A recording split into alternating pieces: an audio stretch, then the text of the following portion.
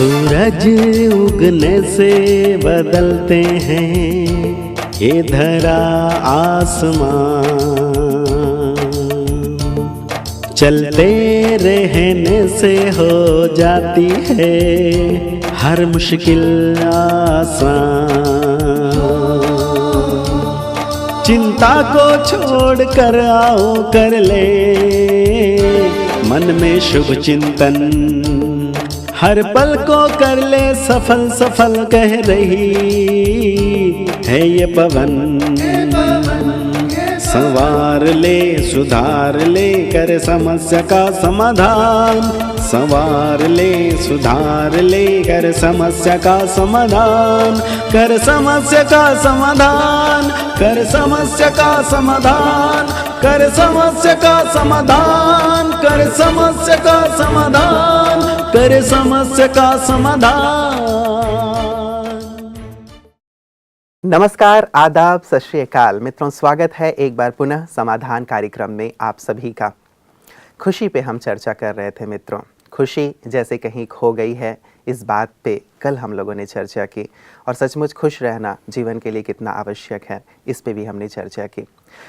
आप सब ने हिटलर का नाम सुना है, जो क्रूरता का प्रतीक माना जाता है। द्वितीय विश्व युद्ध के समय की बात है। वो यहूदियों को पकड़ के अपने यहाँ कैद कर लिया करते थे और उन्हें गैस चैम्बर में डाल के उनके जीवन का अंत कर दिया करते थे। विक्टर फ्रैंकलिन नाम के एक व्यक्ति, यहूदी व्यक्ति भी उन्हीं में शामिल थे।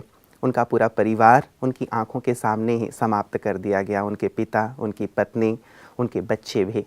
लेकिन विक्टर फ्रैंकलिन ने अपने मन में एक ही विचार रखा कि मुझे जीवित रहना है और खुश रहना है। अगले दिन उनकी बारी थी, उन्हें भी बाहर निकाला गया। बाकी लोग मारे जा रहे थे। जब इनकी बारी आई तभी थोड़ी सी भगदड़ मची, गार्ड आपस में कुछ बहस करने लगे। ये जाकर के मृत लोगों के बीच में लेट गए। इन्हें भी ट्रक में डाल दिया गया और उस स्थान पे जाके फेंक दिया गया सभी लाशों को जहाँ पे फेंका जाता था। ये वहाँ से उठे और दूसरे देश में चले गए। जब ये दबे हुए थे लाशों के बीच, तब भी इनके मन में यही विचार था कि मुझे जीवित रहना है और खुश रहना है, जीवित रहना है और खुश रहना है। ये दूसरे देश चले गए वहाँ से और उन्होंने एक बहुत ही सुंदर सिद्धांत दिया सारे विश्व को, चॉइस ऑफ फ्रीडम, कि आपकी चॉइस है कि आप परिस्थितियों से हार मानकर दुखी हो जाते हैं या अपनी खुशी को कायम रखते हैं। सुख, शांति, खुशी, ये हमारे अपने हाथ में है। ये बहुत सुंदर सिद्धांत उन्होंने सारे विश्व को दिया, जिसके लिए वो जाने जाते हैं। तो मित्रों, खुशी की चर्चा में ये प्रसंग बहुत ही महत्वपूर्ण है कि खुशी वास्तव में हमारे अपने हाथ में है, हमारी अपनी सोच में है, परिस्थितियाँ चाहे कितनी भी विकराल क्यों ना हो। आइए इसी सुंदर प्रसंग के साथ आज की चर्चा को आगे बढ़ाते हैं और स्वागत करते हैं आदरणीय सूर्य भाई जी का। प्रातः जी, आपका बहुत बहुत स्वागत है। शुक्रिया। प्रातः जी, कल की जो हमारी चर्चा हो रही थी, खुशी वास्तव में हर एक व्यक्ति चाहता तो है, लेकिन बहुत सारे कारण ऐसे हैं जो खुशी छीन जाती है।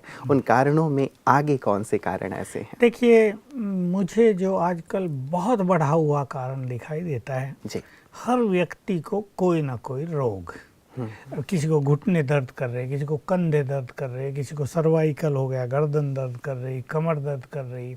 गृहिणियों को बहुत काम करना पड़ता है तो खड़े होके भी करना पड़ता है, ऑफिसों में जाना पड़ता है तो तबीयत कहीं ना कहीं साथ नहीं देती।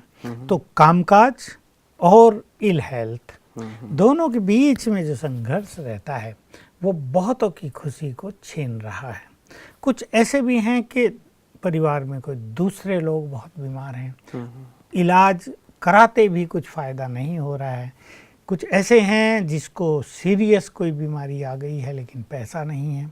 कुछ ऐसे हैं कि बीमार हैं, पैसा भी है, डॉक्टर अच्छे नहीं मिल रहे या वो केयर नहीं कर रहे हैं, वहाँ हॉस्पिटल अच्छे नहीं हैं। ये सब चीज़ें आजकल विकराल रूप लेती जा रही हैं। तो बीमारियों का बढ़ता हुआ प्रकोप कहीं ना कहीं मनुष्य की खुशी को छीन रहा है। तो व्यक्ति यदि बीमार है भ्राता जी, शरीर में दर्द भी हो रहा है, तकलीफ हो रही है, ऐसे में अपनी खुशी को कैसे कायम? बीमार व्यक्ति खुश तो क्या रहेगा, पहले तो उसे शांत रहना सीखना होगा जी, और अपनी बीमारी को एक्सेप्ट करना और ये संकल्प करना कि ये सब ठीक हो जाएगा।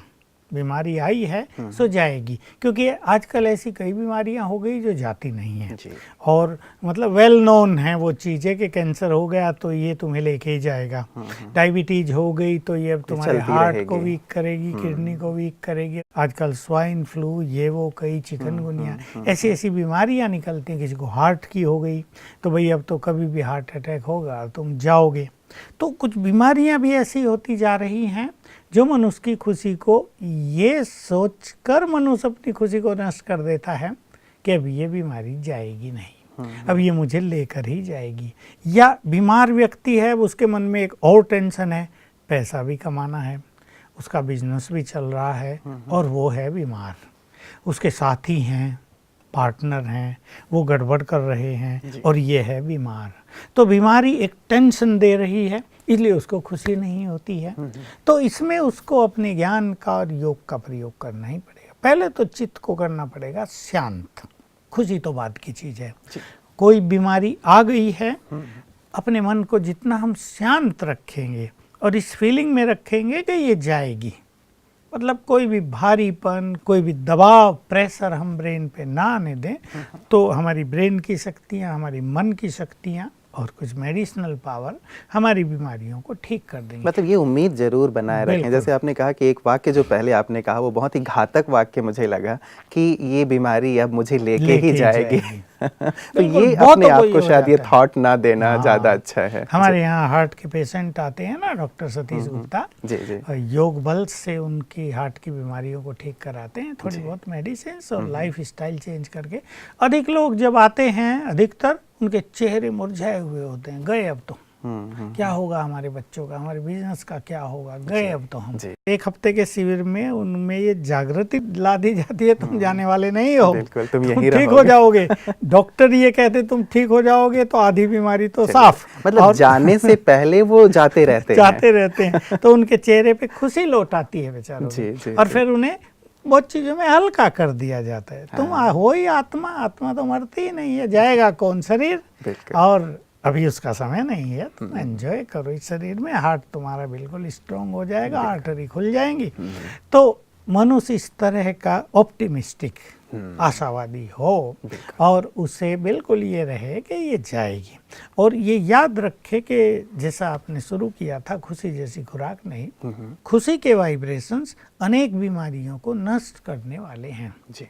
देखिए, एक व्यक्ति को कैंसर हुआ और वो चिंतित है, अब क्या होगा, कीमोथेरेपी होने वाली है, बहुत कष्ट होगा मुझे, तो बाल भी सारे उठ जाएंगे, मेरा रूप भी बिगड़ जाएगा, मैं तो जवानी में बूढ़ी हो जाऊंगी। ये संकल्प उसके रोगों को बढ़ा देंगे। और अगर उसको ये है कि कोई नहीं, बाल उड़ गए, क्या है, फिर आएंगे, अच्छे नए आएंगे, पुराने खराब हो रहे थे, झड़ रहे थे, उड़ने दो इनको, नए आएंगे मुझे बाल, मुझे ये कीमोथेरेपी से अंदर जो गंदगी है जल के भस्म हो जाएगी, अब नया जीवन मिलेगा, अब मैं बिल्कुल ठीक हो जाऊंगी और एनर्जेटिक हो जाऊंगी और हेल्दी हो जाऊंगी। तो ऐसे संकल्पों से खुशी बनी रहेगी और चित्त शांत रहेगा। जैसे ये देह अलग है और मैं आत्मा अलग हूँ, मैं आत्मा बीमार नहीं हूँ। मान लो बुखार है बहुत तेज, तो मैं आत्मा हूँ, मुझे आत्मा को बुखार नहीं है, बुखार तो इस देह को है। मैं तो चेतन शक्ति हूँ, एवर हेल्दी हूँ, ये संकल्प करना चाहिए, तो बुखार की फीलिंग ही कम हो जाएगी। हमने हजारों लोगों के अनुभवों से ये देखा, मेरे अपने अनुभव भी, कि जो व्यक्ति बॉडीलेसनेस की बहुत अच्छी प्रैक्टिस करते हैं, यानी ये देह अलग और मैं आत्मा अलग, उन्हें पीड़ाएं फील ही नहीं होती। बुखार होगा, डॉक्टर आएगा, मुंह में थर्मामीटर डालेगा, बुखार 105 है, लेकिन ठीक है, उसे गर्मी लग रही है, उसे थोड़ी सी बेचैनी हो रही, लेकिन चित्त शांत है। जैसे ये शरीर का कर्म भोग है, वो इसको टॉलरेट कर रहा है, वो इसको अनुभव कर रहा है। मैं तो आत्मा बिल्कुल अलग, इससे बिल्कुल शांत स्वरूप हूँ, पवित्र हूँ, ये स्थिति। अब उसमें कोई हंसेगा तो नहीं, खुश तो नहीं होगा, लेकिन चित्त उसकी शांति हमें बहुत अच्छी स्थिति में लाएगी और बीमारी हमारी बहुत जल्दी ठीक हो जाएगी।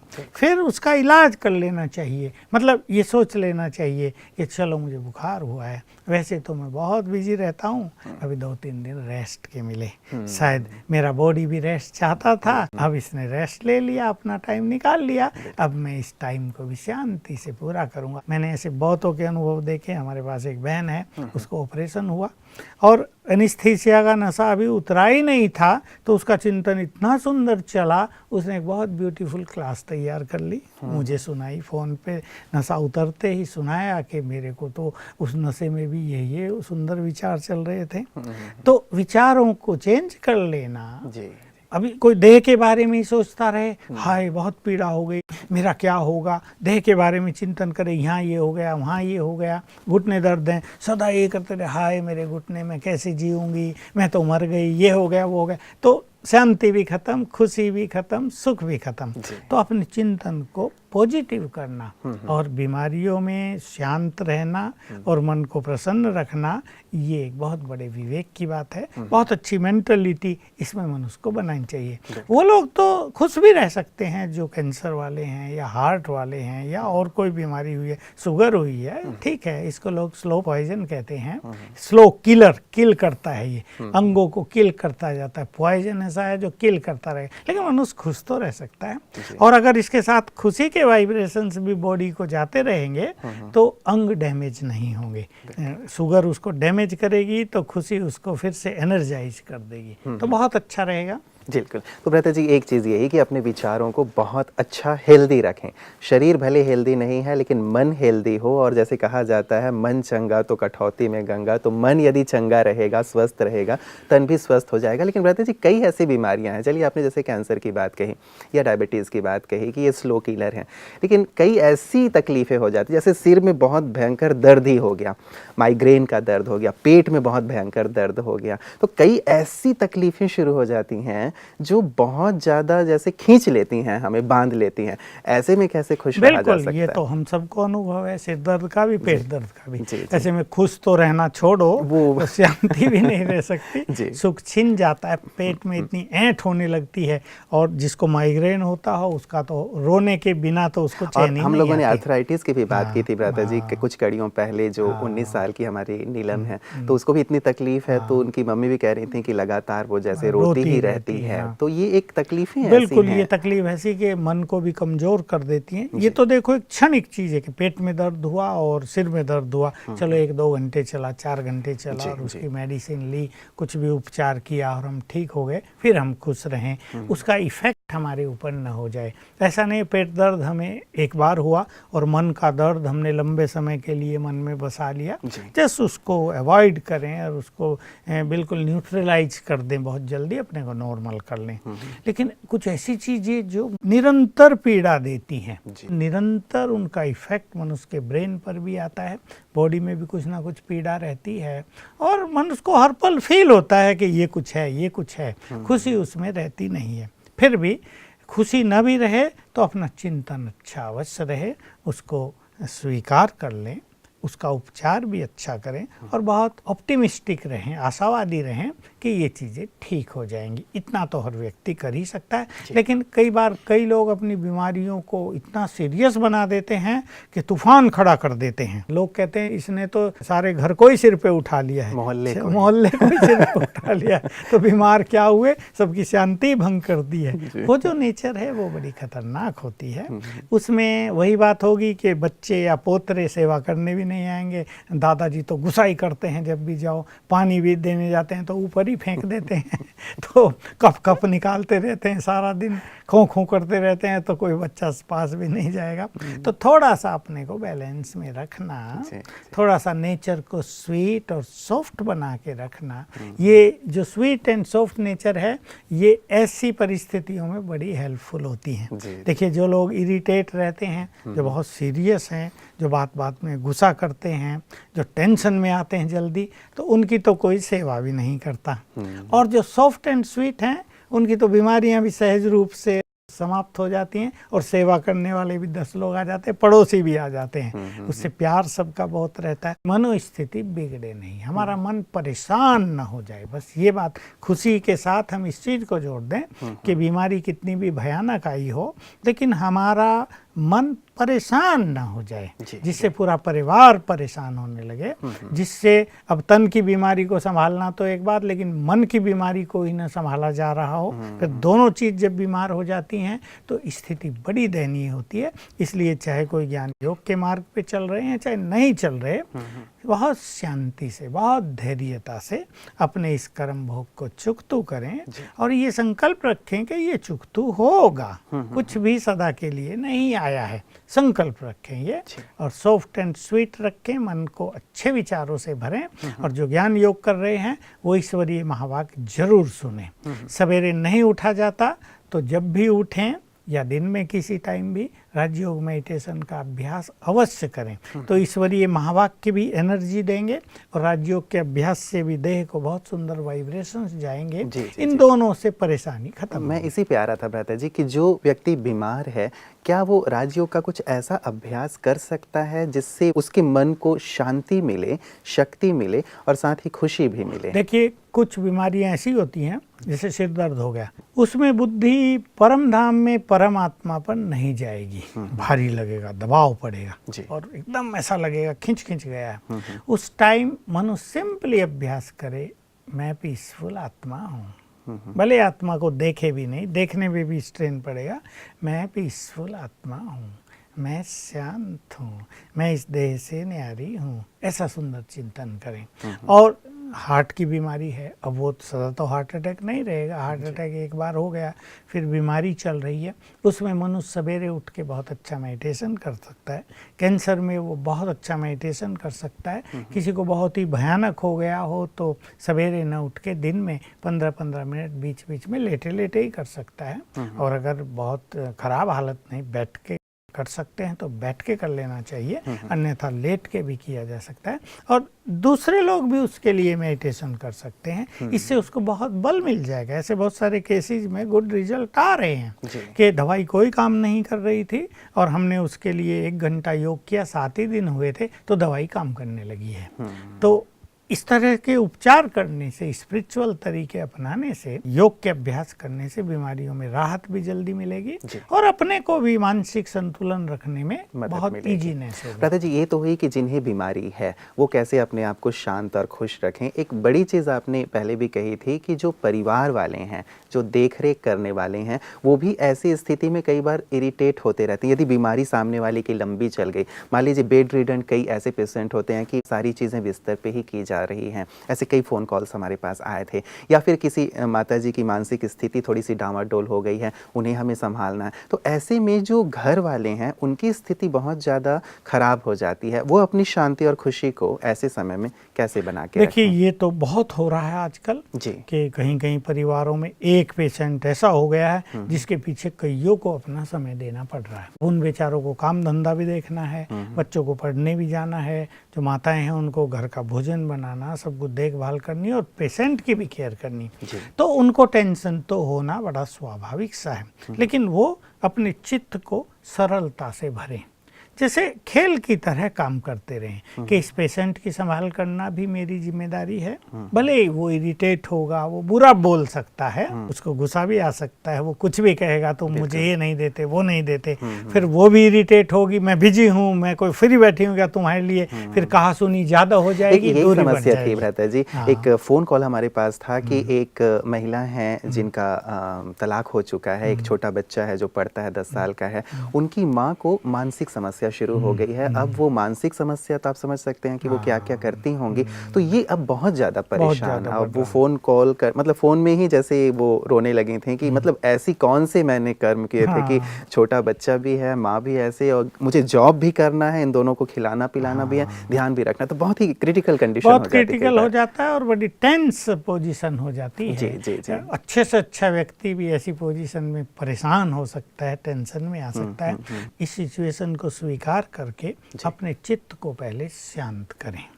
और फिर जो सर्वशक्तिवान है, जो हमारा खुदा दोस्त है, जो हमारा परम पिता है, उसको अपना साथी बनाएं, उसकी मदद लें। उसकी मदद लेनी आनी चाहिए। जो योग का अभ्यास कर रहे हैं, जिन्होंने ईश्वरीय ज्ञान लिया है, वो इसको बहुत अच्छी तरह जानते होंगे कि हमें भगवान की मदद कैसे लेनी है। कुछ चीज़ें उसको समर्पित कर दिया जाए, उसको अपना साथी और सहयोगी बना लिया जाए, क्योंकि धन का भी अभाव ऐसे में हो जाता है। रोज खर्च हो रहा हो, किसी और दवाइयों के खर्च तो आजकल बढ़ते जा रहे हैं। कहीं ऑपरेशन हो गया, एक साथ लाखों खर्च हो गए, कर्ज में भी लोग दब जाते हैं। तो भगवान को भी अपना साथी बना लेना चाहिए, उससे योग युक्त रह के उसका आह्वान भी कर लेना चाहिए कि तुम भी हमारे घर के बड़े मेंबर हो, तुम हमारे खुदा दोस्त हो, हम अपनी जीवन नैया तुमको अर्पित कर रहे हैं, अब तुम्हारी भी मदद की हमें ज़रूरत है। तो उसका आह्वान करेंगे, उसकी मदद भी बहुत अच्छी फील होगी और अपने मन में बैलेंस हो जाएगा। जो बीमार नहीं है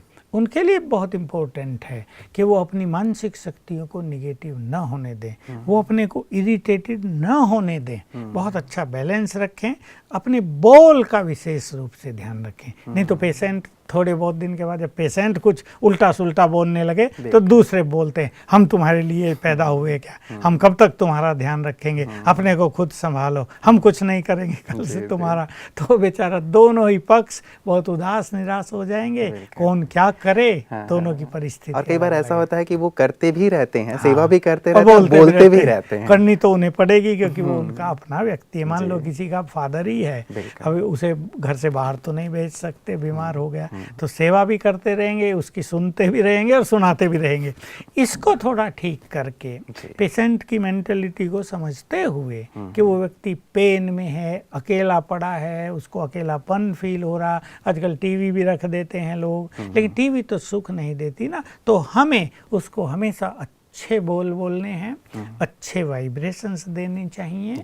अच्छे बोल, तुम ठीक हो जाओगे, तुम बहुत अच्छे हो पापा, तुम्हारी ये बीमारी लंबी चल गई, इरिटेट ना हो, शांति से जीवन जियो, सब ठीक हो जाएगा। थोड़े दिन में हम आपके साथ सब लोग हैं, आपको मदद करेंगे, आपकी सेवा करेंगे। ऐसे अच्छे बोल बोलने उनके से साथ समय भी बिताएं, कुछ उनको हंसाएं बहलाएं। बिल्कुल, थोड़ा बैठें भी, और नहीं तो 15 मिनट भी उनके साथ समय बिताएं। 15 मिनट सवेरे, 15 शाम को। उसे लगे कि मेरा परिवार, मेरे सब लोग मेरे साथ हैं।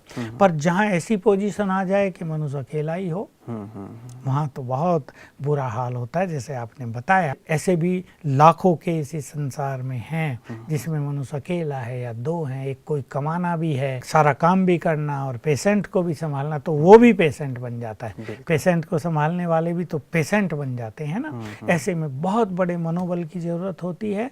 ऐसे में ही मनुष्य के पुण्य कर्म, उसका योग अभ्यास, उसके सुंदर विचार, उसकी सद्भावनाएं, उसका स्वमान काम आता है। बिल्कुल। तो ये तो रही भ्राता जी बीमारियों की बात।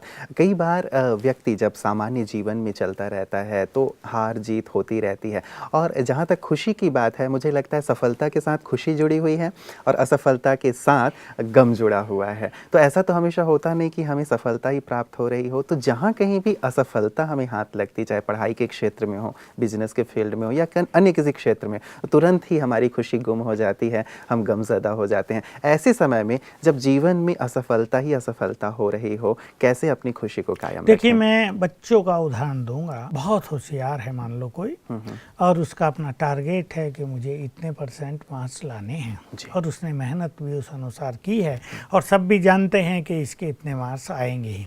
सब पहले से ही उम्मीदें लगाए बैठे हैं और एक खुशी में बैठे हैं कि इतना अच्छा रिजल्ट आएगा। पर मान लो उसका नहीं आता, 95% उसका आना था, लेकिन 85% ही आया है। अब निश्चित रूप से उसकी खुशी गुम होगी। मैं जानता हूँ, एक के ऐसे कम आ गए थे तो लोग कहने लगे इसको अहंकार आ गया था बहुत, तो वो भी उसके कानों में पड़ता है। कोई कहेंगे देखा बहुत इतराता था, अब अकल आ गई ना, ठीक हो गया। अब इसके साथ ऐसा ही होना चाहिए, वो भी सब उसके कानों में पड़ता है। तो बात केवल वहाँ असफलता की नहीं है, बात यह है कि लोग जो कुछ बोलते हैं उससे खुशी समाप्त हो जाती है। बहुत कम मिलेंगे जो कहेंगे अरे 80% मार्क्स आए, बहुत आए 85 तो बहुत हो गए, तुम तो बहुत होशियार हो, अगली बार 90 आ जाएंगे, कोई बात नहीं। लेकिन माँ बाप भी कहेंगे, फ्रेंड्स भी यही कहेंगे, तो उसके मन में भी वो उदासीनता भर जाती है। तो इसमें साथियों को भी ये ध्यान देना चाहिए, माँ बाप जी, को भी, जी।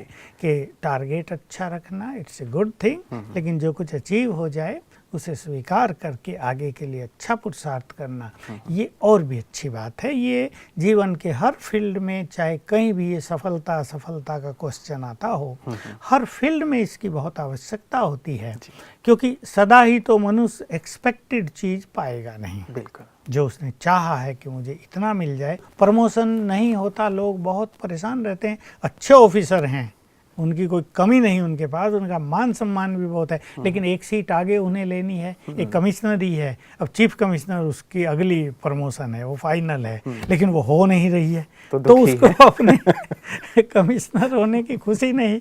वो सोच रहा, देखा ये लोग अड़ंगा डाल रहे हैं, मंत्री को करने नहीं देते, मेरी गलत रिपोर्ट पहुंचा रहे होंगे। तो ये कुछ ऐसी चीजें हैं कि अननेसेसरीली मनुष्य सोच सोच के दुखी रहता है, परेशान रहता है, अपनी खुशी को खो देता है। चाहे बिजनेस की बात हो, चाहे स्टूडेंट्स की हो, चाहे गृहिणियों की हो, सब में हम सफलता के दौर से गुजरते ही हैं। इसलिए सफलता में खुशी होना तो लाजमी है, लेकिन असफलता हो हम और अच्छा सीख कर उससे अनुभव ग्रहण करके आगे बढ़ें और सफलता की ओर चलें। बिल्कुल, मतलब असफलता से हम सीख लें और आगे बढ़ने का भाव रखें। और ये तो हमेशा होता ही नहीं कि हम असफल होते ही रहें। जैसे हम टॉस करते हैं तो हमेशा हेड ही आए, ये जरूरी नहीं होता, टेल भी एक बार तो जरूर आएगा। तो प्रयास निरंतर जारी रखा जाए, यही हमारी खुशी की कुंजी हो सकती है। प्रातः जी, बहुत बहुत शुक्रिया आपका। खुशी की बहुत सुंदर बातें हैं और मुझे लगता है बहुत सारी चीज़ें अभी बाकी हैं हमारे दर्शकों के लिए। इसकी चर्चा आगे भी हम आपके साथ जारी रखेंगे। आपका बहुत बहुत शुक्रिया। मित्रों, खुशी की जहाँ तक बात आती है, आज जो हमारी चर्चा हुई कि बीमारियाँ हमारी खुशी को गुम कर देती हैं, मुझे विशेष लगता है कि यदि किसी पेशेंट के साथ हम हैं तो हमें पेशेंस की बहुत ज़्यादा ज़रूरत होती है। जब तक धैर्यता नहीं है तब तक हम अपनी शांति और खुशी को खो देते हैं। और एक बहुत इम्पॉर्टेंट चीज़ है, मेडेरी एक वर्ड है लेटिन का, जिससे ही मेडिसिन भी निकला हुआ है और मेडिटेशन भी निकला हुआ है। तो मेडेरी का अर्थ होता है टू हील। तो जैसे मेडिसिन हमारी शरीर को हील करता है, वैसे ही मेडिटेशन हमारी आत्मा को, हमारे मन को हील करता है, स्वस्थ करता है। इसीलिए जब कभी भी जीवन में ऐसे बीमारी के पल हों, असफलता के पल हों, मेडिटेशन हमें मदद करता है हमारे मन को हील करने में, हमारी आत्मा को हील करने में। इसीलिए समाधान परिवार लगातार आपको मेडिटेशन करने के लिए प्रेरित करता रहता है। आपका जीवन खुशियों से भरपूर हो, तमाम प्रकार की बीमारियों से दूर हो, असफलताओं से दूर हो, इन्हीं शुभकामनाओं के साथ आज के लिए दीजिए इजाज़त। नमस्कार।